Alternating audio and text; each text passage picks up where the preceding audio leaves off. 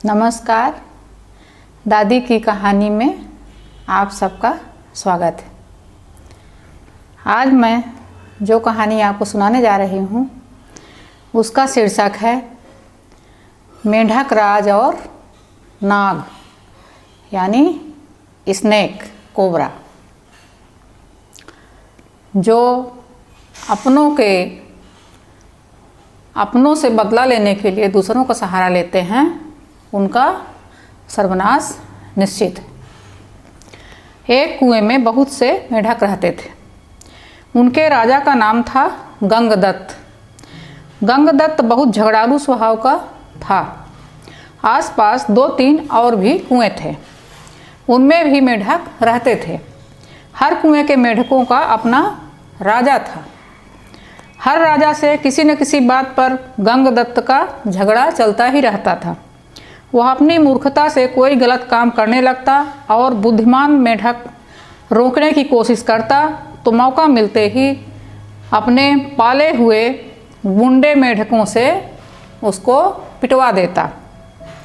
कुएं के मेंढकों के भीतर गंगदत्त के प्रति रोष बढ़ता जा रहा था। घर में भी झगड़ों से चैन न था। अपनी हर मुसीबत के लिए दूसरे को दोष देता रहता था। एक दिन गंगदत्त पड़ोसी मेंढक राजा से खूब झगड़ा। खूब तू मैं हुई। गंगदत्त ने अपने कुएं में आकर बताया कि पड़ोसी राजा ने उसका बहुत अपमान किया है। अपमान का बदला लेने के लिए उसने अपने मेंढकों को आदेश दिया कि पड़ोसी कुएं पर हमला करें। सब जानते थे कि झगड़ा गंगदत्त ने ही शुरू किया होगा। कुछ सयाने मेंढकों और बुद्धिमानों ने एकजुट होकर एक स्वर में कहा, राजन, पड़ोसी कुएं में हमसे दुगने मेंढक हैं। वे स्वस्थ व हमसे अधिक ताकतवर हैं। हम यह लड़ाई नहीं लड़ेंगे। गंगदत्त सन्न रह गया और बुरी तरह तिलमिला गया। मन ही मन उसने ठान ली कि इन गद्दारों को भी सबक सिखाना होगा। गंगदत्त ने अपने बेटों को बुलाकर भड़काया, बेटा, पड़ोसी राजा ने तुम्हारे पिताश्री का घोर अपमान किया है। जाओ, पड़ोसी राजा के बेटों की ऐसी पिटाई करो कि वे पानी मांगने लग जाएं। गंगदत्त के बेटे एक दूसरे का मुंह देखने लगे।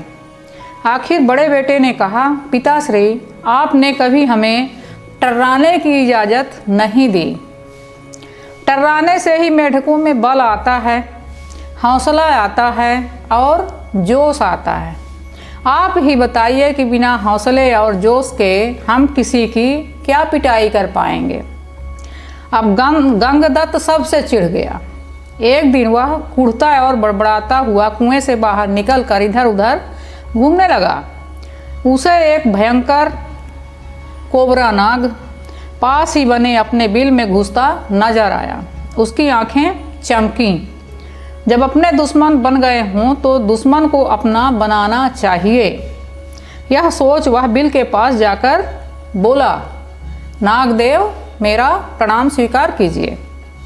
नागदेव फुफकारा, अरे मेढक, मैं तुम्हारा बैरी हूँ, तुम्हें खा जाता हूँ और तू मेरे बिल के आगे आकर मुझे आवाज़ दे रहा है। नागदत्त टर्राया, हे नाग, कभी कभी शत्रुओं से ज़्यादा अपने दुख देने लगते हैं। मेरा अपनी जाति वालों और सगों ने इतना घोर अपमान किया है कि उन्हें सबक सिखाने के लिए मुझे तुम जैसे शत्रु के पास सहायता मांगने आना पड़ा है। तुम मेरी दोस्ती स्वीकार करो और मज़े करो। नाग ने बिल से अपना सिर बाहर निकाला और बोला, मज़े कैसे मज़े? गंगदत्त ने कहा, मैं तुम्हें इतने मेंढक खिलाऊंगा कि तुम मोटाते मोटाते अजगर बन जाओगे। नाग ने शंका व्यक्त की, पानी में मैं जा नहीं सकता, कैसे पकड़ूंगा मेंढक? गंगदत्त ने ताली बजाई। नाग भाई, यही तो मेरी दोस्ती तुम्हारे काम आएगी।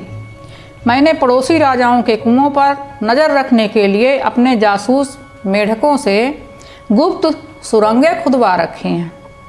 हर कुएं तक उनका रास्ता जाता है।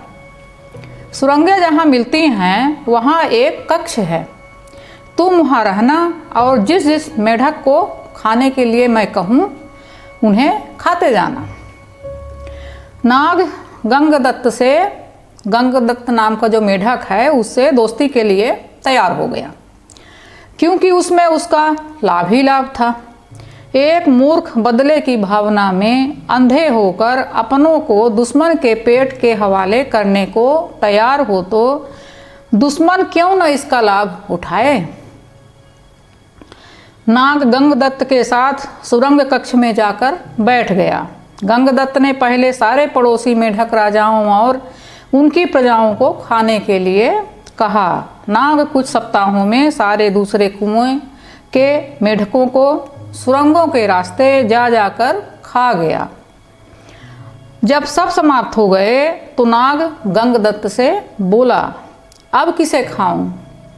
जल्दी बता, 24 घंटे पेट फूल रखने की आदत पड़ गई है।